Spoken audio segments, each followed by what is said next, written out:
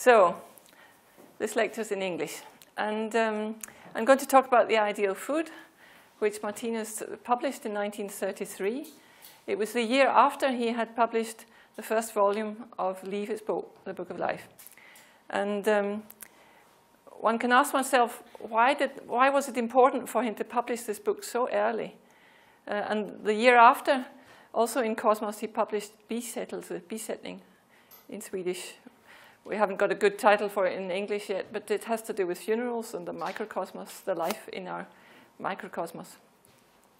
So Martinus' whole mission is about neighborly love, about teaching us to love our neighbor, but also to redefine who our neighbor is. And one can say that with this book, The Ideal Food, then he shows us that our neighbor is not only the other human beings, but also the animals, the plants, the organs within us, the cells within the organs, the smaller particles within the cells, and so on. So he expands the whole idea of neighbor to include absolutely everything in the universe. So it's a whole new idea. So Christianity and some of the other world religions have taught about neighborly love. Love thy neighbor as thyself.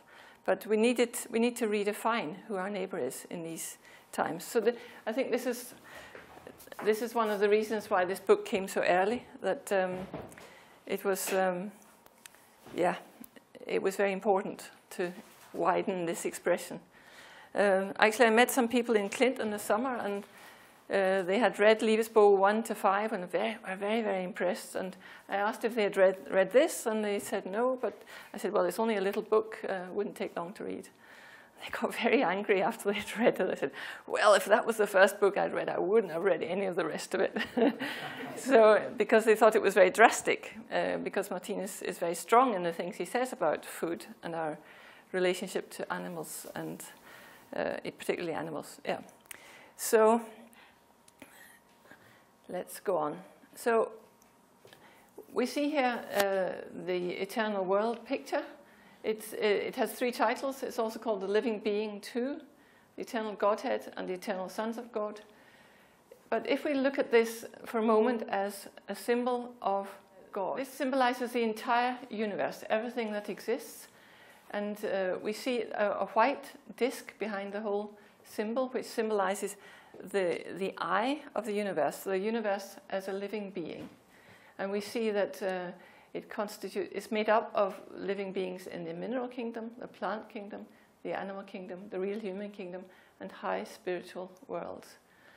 And here we see the individual living beings in each kingdom. So we see this principle of living beings within living beings. So if this is God, then all the living beings live and move and have their being within God. And this is the principle of macro beings and micro beings that we're going to look at a bit later. The difference between me as a macro being and God is that there's nothing outside of God, where I am a micro being in this macro being, which is the Earth, which is a micro being in the galaxy, and so on. But God has nothing outside. Of course, Martinus has had to draw a circle. I had to draw a border, but there is no limit. And in God's organism, we evolve. We evolve in this spiral cycle from minerals to plants to animals and to terrestrial human beings, and then to real human beings, and then to beings that belong to the kingdom of wisdom and the divine world. So this evolution is going on in very, very many ways. It's an evolution of consciousness. We can say that the minerals have no consciousness on the physical plane. Their consciousness is on the spiritual plane. Then we have the plant kingdom, where they begin to wake up and sense the physical world, albeit rather vaguely. And they become more and more animal-like towards the end, where you get the carnivorous plants. And then we get the animals who get up onto 2 legs or 4 legs, or crawl along the floor or whatever. So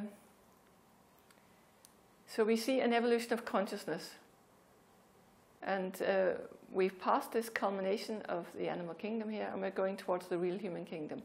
And what's going on here is an enormously accelerated growth of our consciousness towards cosmic consciousness. So we're gradually getting rid of the inhumane sides in us and increasing the humane sides. And part of this is the evolution of our food. It's also an evolution of our organism.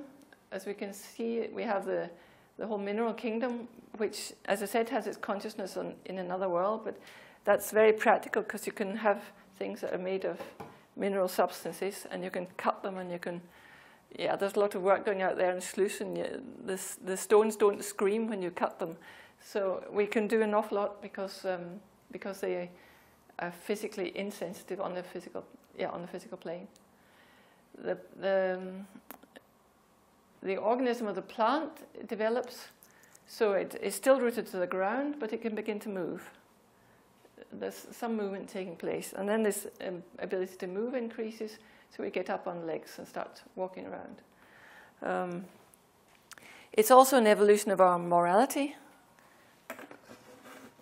that we go from a state in the animal kingdom here, where we only love at most one being of the opposite sex, to a state where we love everybody and everything absolutely equally. And that includes an evolution of our sexuality. So there's an awful lot of evolution going on there. But it's also an evolution of our nutrition. One can see different principles here. The minerals need no nutrition. The plants get their nutrition from the ground and probably from the sun too. The animals, they begin to eat other animals and plants. They go through 2 stages in different orders. Some become plant eaters first and then carnivores, and others the other way around. And then we have the unfinished human beings who go through a meat eating stage, but will gradually, Martinus says, become vegetarian and vegan. And then the nutrition principle evolves even further than that. I'll come back to that. So this is all right.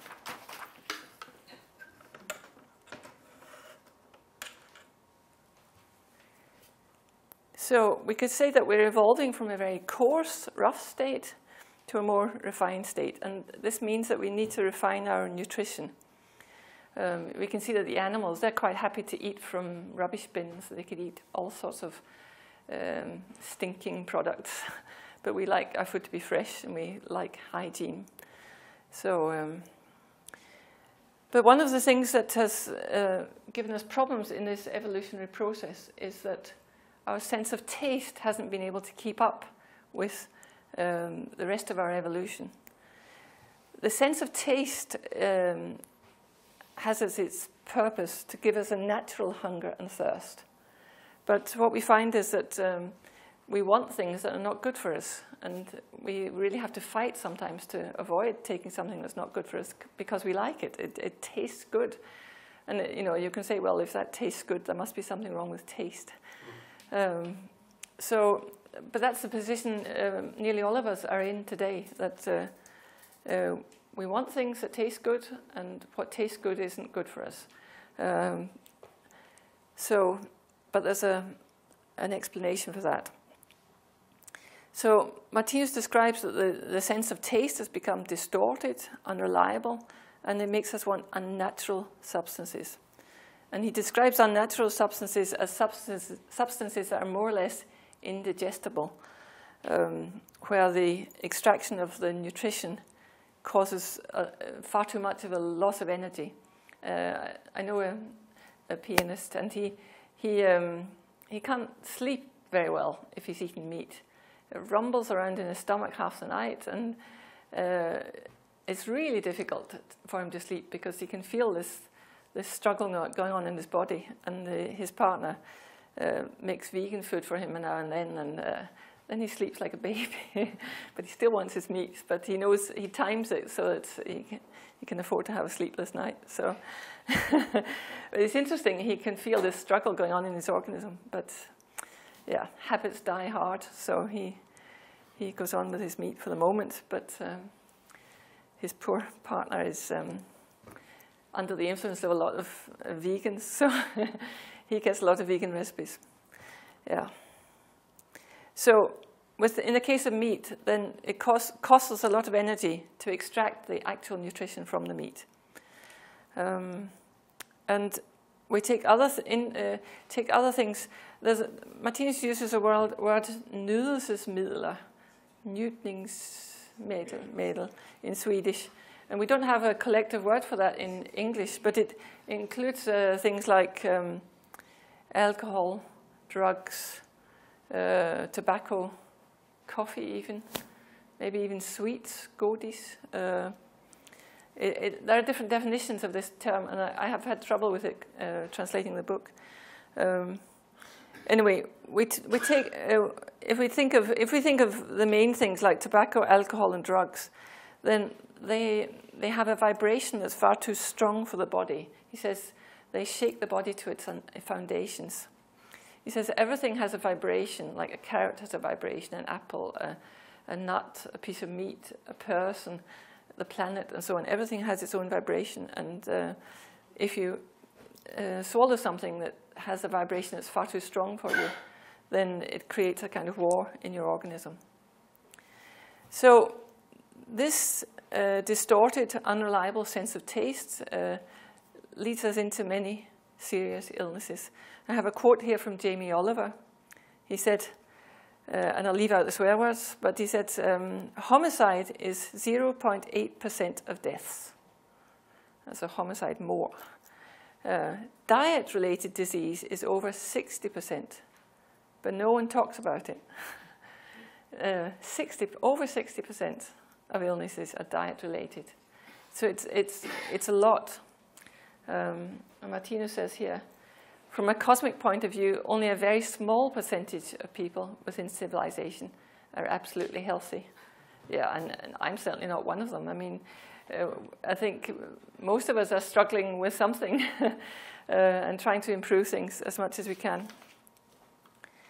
And of course, food is not the only thing that can influence one's health. The climate, how much one exercises, gets fresh air, and where you live, and light and hygiene. And Martinus even mentions clothes. If you go to Scotland at Christmas, then I've been shocked how little clothes people wear. You know, people going to parties with nothing on their legs and thin high-heeled shoes, and it's like -10 and pouring with rain. So I was brought up that you had to be a bit hardy, and you don't put extra clothes on in the winter, but but you certainly do in Scandinavia, and I think the Scots have a lot to learn about that. So those things are important too.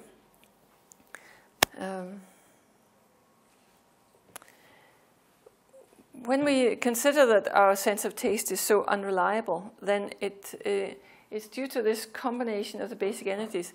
I guess most of you know this symbol very well, so I'll take it rather lightly. But here we have the plant kingdom and the animal kingdom, and we are in the second half of the animal kingdom. Martinus says that our consciousnesses and our organisms consist of 6 basic energies, which he defines as instinct, which has everything to do with automatic functioning, gravity, which has everything to do with physicality, and the mental side of it is aggression and anger and so on. The physical aspect of it is explosive. Feeling is the humane feelings, but it also physically it's coldness. So the combination of these two create one's temperature. Intelligence, that's our ability to analyze things. Intuition is our automatic ability to analyze things, which is pretty latent at our stage. And then we have memory, which is fading out in us at the moment. So if you considered why is it that our sense of taste is so unreliable, Martinus hasn't said exactly why, but I think one of the reasons is that instinct is degenerating. Like there are so many other things that are degenerating because of this lack of instinct. Like, well, I mean, if you were a proper animal, then you would automatically choose the right food. You would automatically know that you could eat from that tree or that bush, but you shouldn't eat from others, and so on. But those instincts have really degenerated in us. At the same time, our intelligence hasn't grown sufficiently for us to be able to completely rely on that. And we can see that there's so many different arguments about what's good to eat and what's not good. So, yeah, for the moment, for a long time, there's been a big debate on how good is coconut oil or that kind of thing. And people don't agree. And when people don't agree, it's because the intelligence hasn't developed sufficiently. Because there is really only one truth. And if people are in disagreement, it's a matter of evolution. So, so our instinct is weakening and our intelligence is growing, but we're in this sort of in-between stage where we don't have either 100%. So that's why we can make a lot of wrong choices. And these, I say wrong in inverted commas. And that means that we can choose things like alcohol, tobacco, drugs. We can also choose meat and fish and poultry and so on. And Martinus says that these completely undermine the organism. Got a drastic quote here. He says that these things will lead to a catastrophe. And he says that this catastrophe is admittedly terrible in itself and appears as the most drastic or radical experience that exists. But on the other hand, because of its strong effect, it completely stops the undermining and thereby brings the individual back to normality, or what is natural, so that it will use its will and power to ensure that it will never again, within its present spiral of evolution, depart from the normal or divine paths within the sphere of nutrition. I think that's a pretty drastic statement, because if you think of a whole spiral cycle of evolution, it's an enormous epoch of time. And of course, what happens is when you take drugs, for example, then you really destroy, and alcohol, you really destroy your ability to build up a healthy organism, both mentally and physically. So you could end in a very, very unfortunate state, and it's so bad. He calls it a catastrophe. So you will do anything in your power to get back to normality, and it can take several lives to get back to normality. So, but here we're talking about a stage that's very, very far out, where you've really lost the ability to create a normal consciousness. And of course, the more we destroy our organism with meat eating and so on, the more ill we get, and the more we need medicine. And yeah, I take medicine myself. I mean, medicine is very useful, but it does have a lot of side effects. I don't know any medicine that doesn't have side effects. So, and then you can start taking medicine for the side effects, but then that has side effects as well. So you can end up having quite a cocktail of chemicals within you. So that's not a desirable situation either. So Martinus says also this weakening of the organism will have consequences for one's future organisms. So when you reincarnate, let's say you've destroyed your organism or weakened it with poor nutrition or drugs or tobacco or whatever, then you create preconditions for creating a weakened organism in your next life. And that, of course, creates suffering. You might be not as strong as others. And then you'll have to struggle. So, but that kind of suffering means that one begins to really long for the light. One wants to get back to health, and one does everything one can to get back to health. So, I just thought once about a curve Søren Grind made once about health. Yeah, you can. I don't know if I can remember it rightly. I hadn't planned to say this, but if you imagine there's a stage where you're eating very badly, you're sleeping badly, you're not exercising and so on, you're breathing in a lot of industrial smoke or whatever, then your health is decreasing. But for a long time, it's without symptoms. And then at one point, you get to a stage where you have symptoms. And then but you've been on your way down for a long time. It was just, that becomes a critical point where you get symptoms. But then you reach a point of no return, really, where you really want to do everything in your power to get healthy again. And then, then you can start to become vegetarian, vegan, stop drinking alcohol or even coffee or whatever. But you're still ill. And this is a paradox for some people, because they say, oh, look at you, you're a vegetarian, but look at you, you've got this, that, and the other illness, and you're no example. But it could be you're just crawling out of this curve.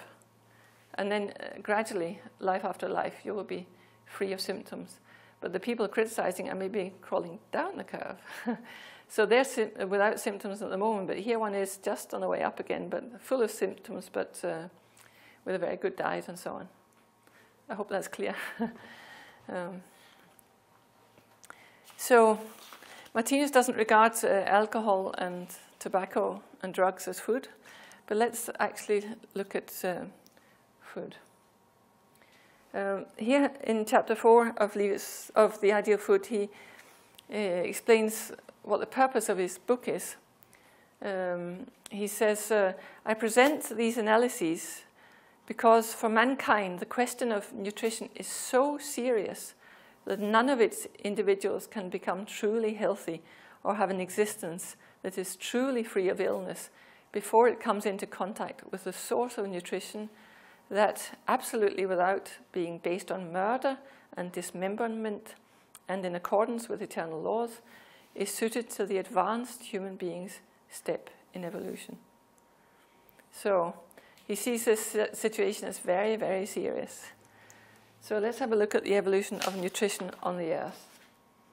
He says here, I will therefore, in this book, show the evolution of the presence of such a source of nutrition on the earth, and at the same time provide an overview of how the above-mentioned animal foods and products, besides meaning killing or dismemberment for the beings from whose organisms they are taken, also mean murder and suicide for the human beings who take them into their organisms as nourishment, and who are thus in conflict with the very law of existence or the eternal commandment, thou shalt not kill. So, yeah, that's his purpose. He wants to show that nutrition is actually evolving too. And we can say that we are sort of sphinx beings. We are part animal, part human being. We have a lot of animal tendencies, and we can see that it's easier to get angry than to forgive. Maybe I should just speak for myself, but I think there are lots of examples of that kind of thing. At the same time, we have these humane tendencies. We may maybe have the desire to forgive, but find it rather difficult and get angry instead. So the humane tendencies are more recent in our evolution. And the growth of neighborly love has been very much stimulated by the world religions.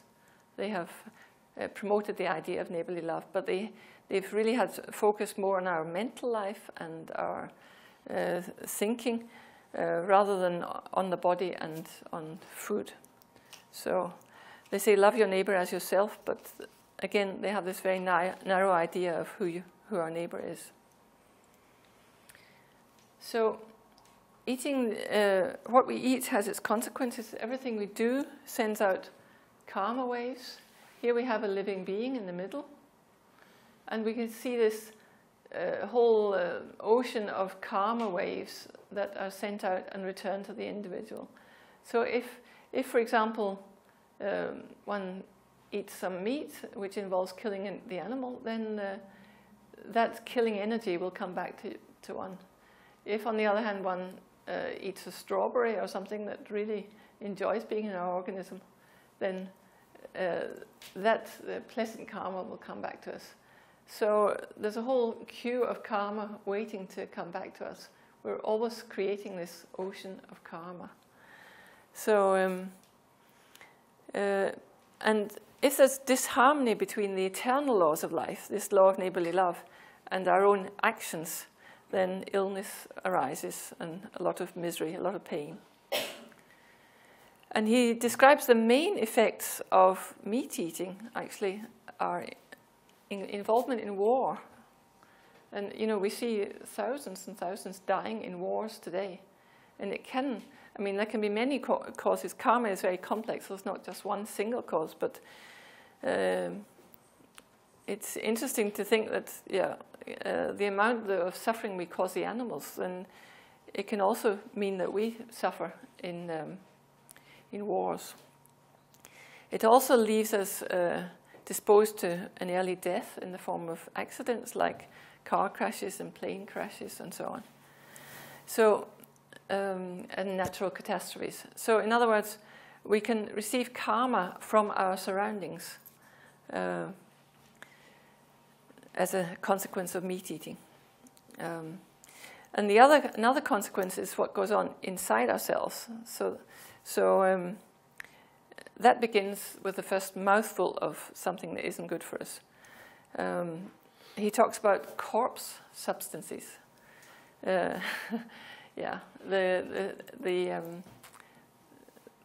dead substance in an animal, or the substance of a dead animal. He calls it corpse substance, which is a kind of drastic expression. It was probably one of those that irritated the woman I talked to in Clit. Anyway, he says that the vibrations of these corpse substances are too strong for the body, and they overburden the body very much. And if you combine that with drugs and alcohol and tobacco, then you're lining yourself up for an early death. So, and here we have another quote. And it is such an undermining of the organism's normal vibration, partly in the form of blood and meat eating, and partly in the form of drug use and other unfortunate forms of nutrition and diet, that is the absolute cause of every form of illness. I've got the feeling he said in other places that other things are the absolute cause of every form of illness. Also one's thinking. But anyway, he's taking this very seriously. Neither narcotic stimulants in all their forms, nor the consumption of blood and meat can exist without promoting one's own premature death. But a being that precipitates or promotes its death is suicidal. Every human being who has not yet come into contact or harmony with a natural source of nutrition is thus, by virtue of his consumption of blood and meat, not only taking part in murdering his fellow beings, but he is also taking part, albeit slowly, in murdering himself. He's both a murderer and a suicide. Strong words. Yes. So, Martinus says that cosmic consciousness has to wait until we are finished with this process, stopping murdering others and killing ourselves. And in the book, The Ideal Food, Martinus presents a lot of arguments for vegetarianism and veganism. Of course, he's not telling people what to do in any kind of way, but he's presenting the analysis, and then you can make your own choices. Of course, people will object to the whole idea of vegetarianism and say, well, if people stopped eating meat, there would be far too many animals on Earth. But Martinus says that the number of animals on Earth is regulated by the Earth's spiritual atmosphere. So we don't have to worry about that. And I would also say that if we stopped artificial insemination of our animals, there would be many, many less on the planet. At the moment, we artificially inseminate them. They don't even have the joys of sex, so to speak. They get a rubber glove shoved up them, and that's it. So it's they don't even have that pleasure. And then they don't have the pleasure of looking after their offspring, because if we think about cows, they're taken away, so that we can get the cow's milk. So and the calves are either slaughtered, or if they're male, or made into cows for milking themselves. So we have really, to an enormous extent, been cruel to the animals, and still are, to an enormous extent. But last weekend I was at the Danish Vegetarian Festival in Copenhagen, and I just read today that over 5,000 people turned up. I think that's impressive. And the biggest change in eating habits in Denmark for the moment is the number of people becoming flexitarians. In other words, people who drop meat 2, 3, 4 nights a week. So they maybe eat some meat, but they're reducing it drastically.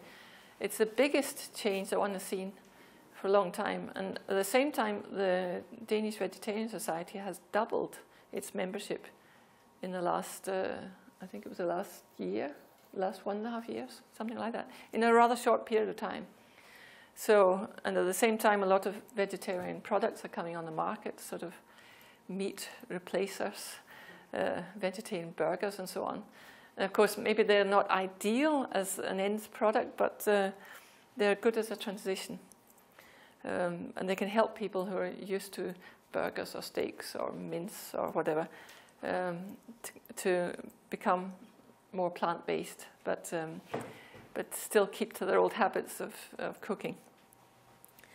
So the number of animals on the planet will be regulated by the Earth itself, because the Earth is a living being.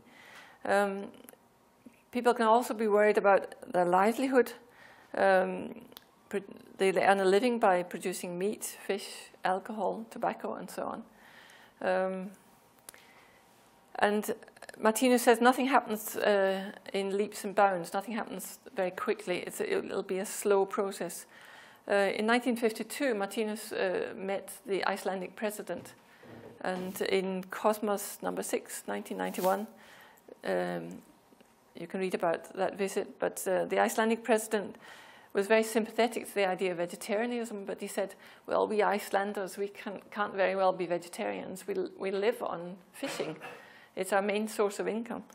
And Martinus said that evolution doesn't move in leaps and bounds. The transformation takes place only with individuals, one after another, outgrowing the animal nutritional state. So the country will not get into any crisis for that reason. And he added, and I had the feeling that the president was pleased with this answer. So, and of course, people who produce meat and dairy products and so on, they can see it as quite a threat. They can see vegetarianism as a threat. And we see now in Denmark that butcher shops are closing. I think it's interesting. It's the first time in history that we see it going that way. That even in a country like Denmark, that it's such a meat-eating country, then I think Sweden is much more advanced with vegetarianism. At least it's my impression. I don't know. So, yeah. So that was about our sense of taste is damaged, and overeating. He mentions overeating as well is also a result of this faulty sense of taste. If we actually want to eat more than is good for us, then it's also connected to this faulty sense of taste, and that can actually destroy one's metabolism. Metabolism på svenska? Matsmältning? Ämnesomsättning. So that in your next life, you can be born with a tendency to be overweight.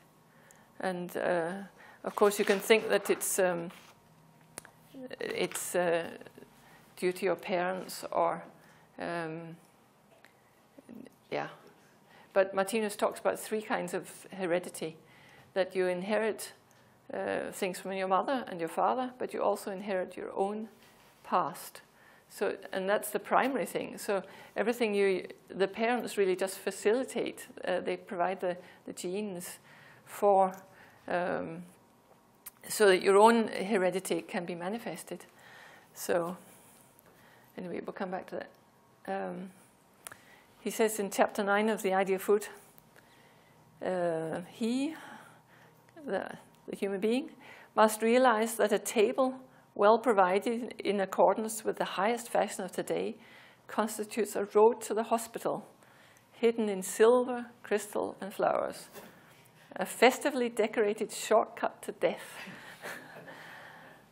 While the disorders are directly destructive factors for one's mood and disposition, calcification restricts all one's mental functions.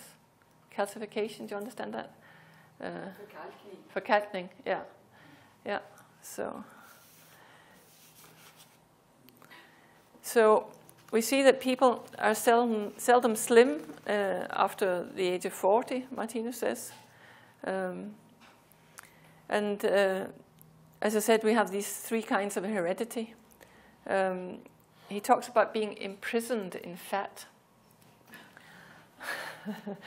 Yeah, it's and it can feel like that. If you weigh far too much, then you can hardly move around, and it's a very sad state to be in. Like it's hard enough to go upstairs if you have your normal weight, but if you're carrying 60 kilos extra or whatever, then it's really tough going. And it's very hard on all the organs and the joints and so on. And he says, for example, you could have alcoholic parents and so on who lead you into alcoholism or into overeating or whatever. And here he talks about the law of attraction and repulsion. You're attracted to the circumstances that for good or ill are exactly what you need. And that can be rather hard, you know, if you have been brought up in a family where the parents were alcoholics or whatever. But in some way it has something to teach you, and yeah, there's help to be had to get out of those situations. Anyway, we have a lot of freedom to start improving our situation, and but here he says we have to use our will. The instincts are degenerated, the intelligence is growing, and of course we can really use our intelligence. We can read books, we can listen to people who know about nutrition and so on, and really get a natural relationship to food. And he recommends dropping the alcohol altogether if we want to be healthy. And he says again that this process is easier if these unfortunate tendencies are only from this life, if it's from one life. But if you've been an alcoholic in many lives, then it can take a long time to get out of it, for example. So, and here he describes eating plants, vegetarian food, as a way of killing less. Plants don't have a developed nervous system like we have. They only have an inkling, an awning of pleasantness or unpleasantness. And sometimes some substances gain life by being eaten. For example, fruit like berries and so on. They live on in our organism. So there's almost no process of death whatsoever. Maybe just a small disintegration of the skin around the fruit or whatever, but no real death. Actually, there's an article that's going to come in Cosmos at some point. We just looked at it in the council where Martinus says that vegetarian food, now meat eating involves 97% killing, where vegetarian food only involves 3 to 4% killing. It's the first time I've seen that he actually put numbers on that. So we can look forward to that article being published at some point. So Martinus describes two ways of looking at food or nutrition or life in general. He talks about thought processes from above and thought processes from below. And the thought processes from above look at everything as life, where the thought processes from below look at everything as matter. And of course there is a material aspect to food and there is a life aspect to food. And Martinus describes this here in this symbol, the principle of life units. Here we see a living being, the whole symbol with its I, the superconsciousness, and its organism. The superconsciousness is the ability to experience and the ability to create, among many other things. And we see here 8 organs symbolized. which are a copy of the whole figure. So it's like a hologram. So here is one organ. It has an eye, a superconsciousness, and an organism. And each organ is made up of cells which have the same structure. And the cells are made up of molecules which have the same structure. And it continues downwards for all eternity. And at the same time, if we have the tiniest one here, if that was me, then I'm a microbeing in the Earth, which is a microbeing in the solar system, which is a microbeing in the Milky Way, which is a microbeing in a larger universe, and so on. So this principle of life within life within life, he calls it the first glimpse of the Godhead. So there's nothing that's outside this principle. And that means that when we eat meat, for example, if this was a cow, we have killed the cow and we have killed the organs. Here's a cow's organ. But there are still lots of living beings in the microcosmos that also have to be digested. And that's a kind of murder as well. So there are problems on many levels. So, as they say. So, just see where I am. So, Martinus says that the small beings are dependent on the big beings. Like, if we go far enough down, we'll come to the micro beings in our food, actually. He talks a little about milk. He says milk is okay for the beginner vegetarian. He doesn't define how long one is a beginner. That's something one defines for oneself. We can look at that in the next symbol, but he talks about what he calls A life units and B life units, and the actual nutrition is the B life units. I'll come back to that. And there are almost no A life units in milk, so it just goes straight in. But I think the situation with milk has got much worse since Martinus wrote this book, because we've turned the whole milk production into such a horrendous concentration camp for cows and so on. So, and milk today is full of pus and hormones and antibiotics and so on. There's not much in it to recommend. And at the same time that you can't have a modern milk production without killing a lot of calves. So, but anyway, it's the actual milk in itself doesn't suffer by being drunk, as far as I understand. So let's look at this one.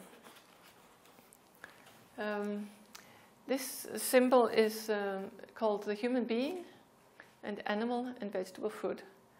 And here we see this evolution of human nutrition. We see some steps in evolution. We see the animal kingdom. We see the terrestrial human area of the animal kingdom. So it's partly orange and partly yellow. Then we see the real human kingdom, and then the high spiritual world here. We see this evolution of nutrition. If we take the animal kingdom, we see, first of all, this very strong vibration. That's the vibration of this meat life unit. And here we have a meat life unit. We see that the life unit has an eye and a superconsciousness and an organism. And here the organism is symbolized with 3 colored rings. The red one, which is the actual nutrition. The B life units. And then the yellow and green are the A life units. They are the life units that become eliminated by the body when you go to the toilet. So in order to digest this food, you have to kill the A life units, the green and yellow ones, to get at the real nutrition, the B life units. So here you see he's split them all up, but here you see the yellow and green life units, and you see the red ones in the middle. In reality, they're mixed together. But as I said, the green and yellow have to be killed in order for us to get access. So we have killed the animal, but then we have also killed a lot of the microbeings in the animal. So it's killing on many, many levels.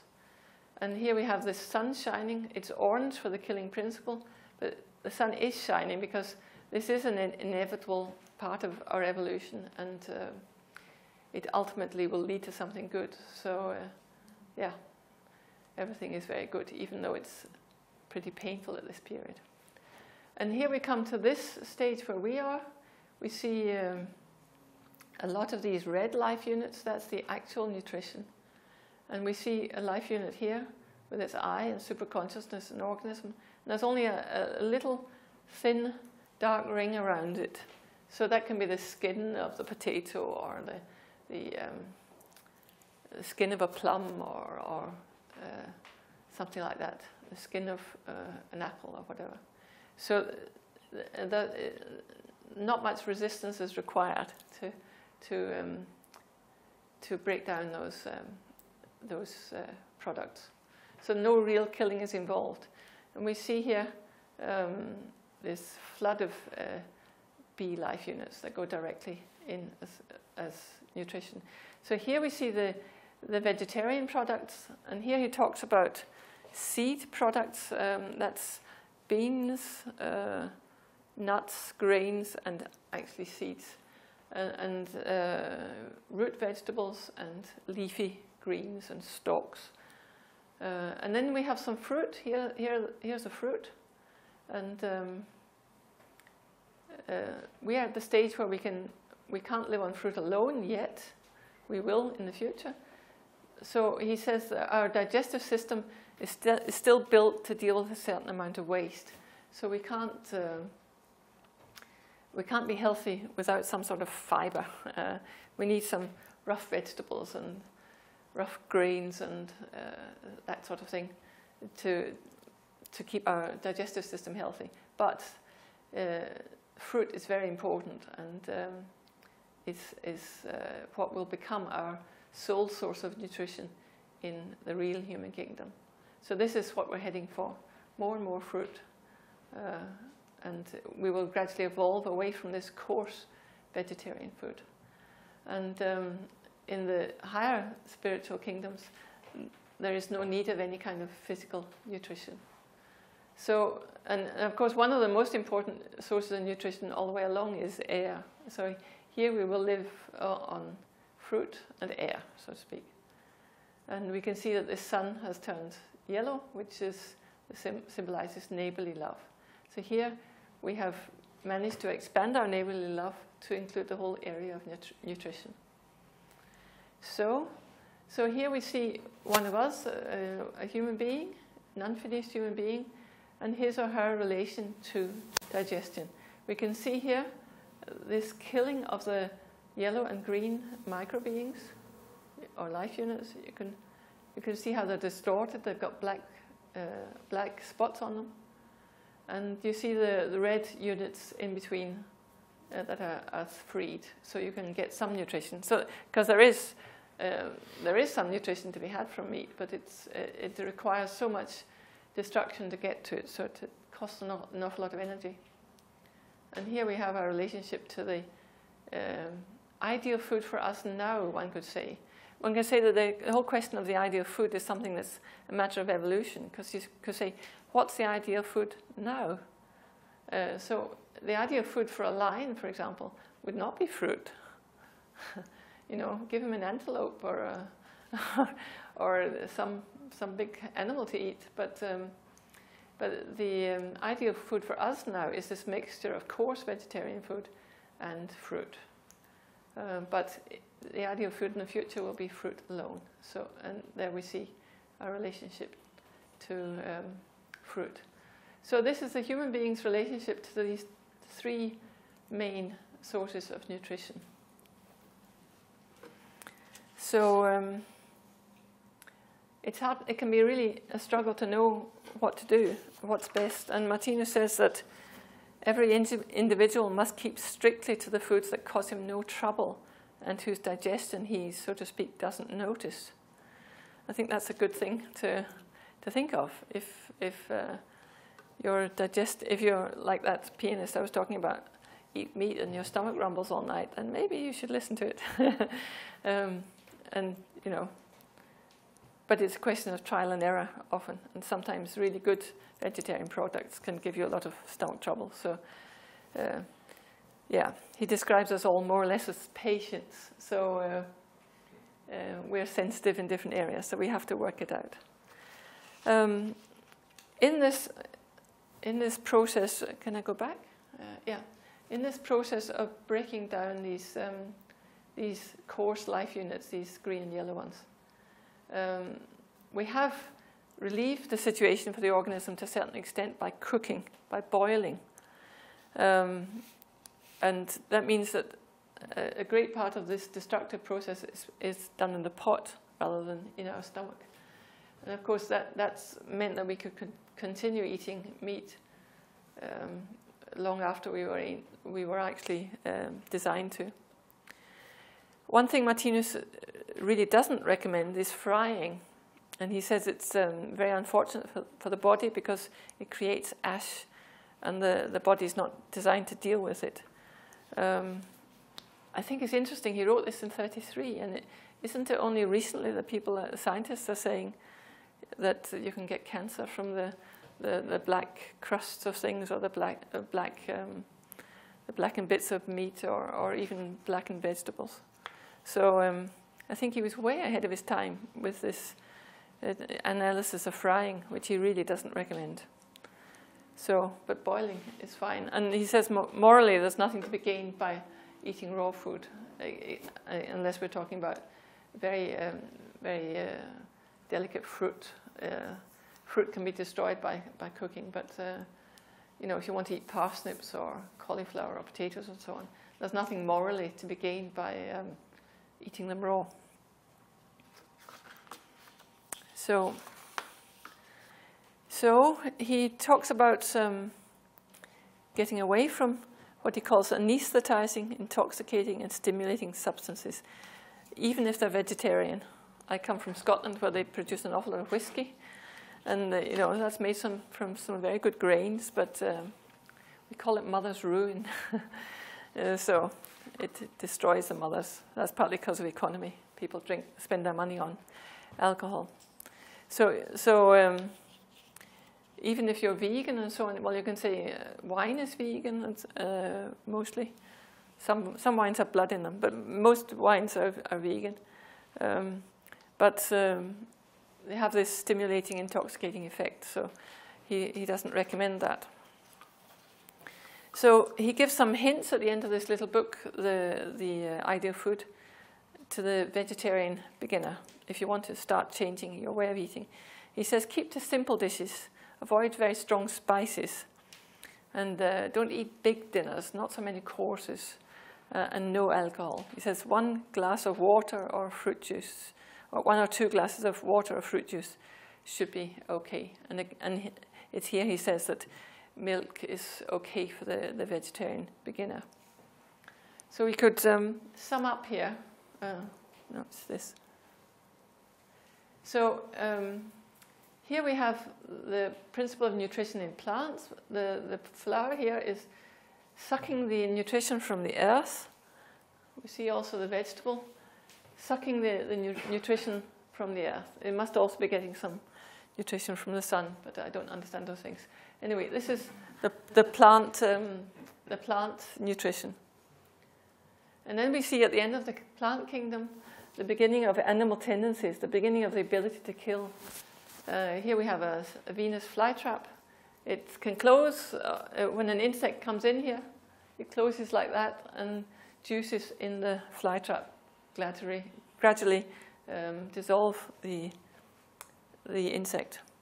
And here we have another one where this insect has found its way into this pitcher, and it will probably fall to the bottom where there's some sticky substance, which is like the beginning of gastric juices. And if I understand correctly, I think this flap goes over, so it shuts it in, so the insect can't escape, and then the insect is simply digested.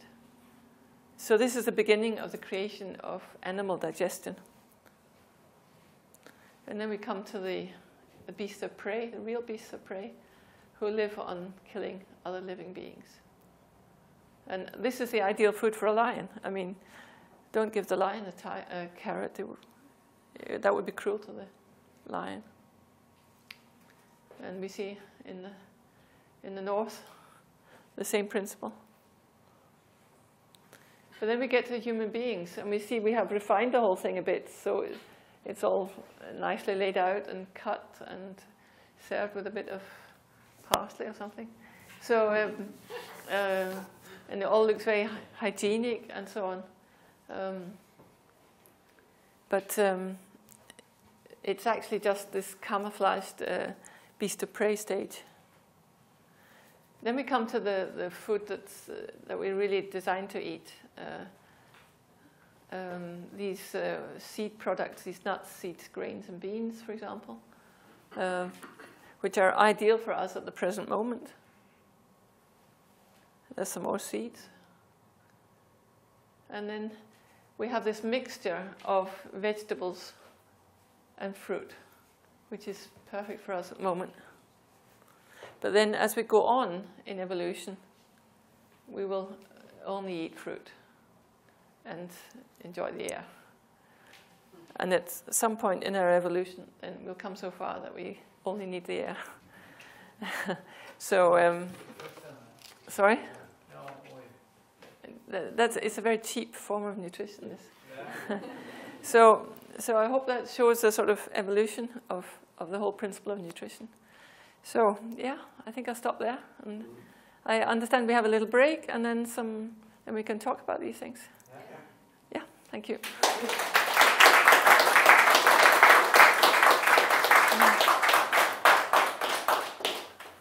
So.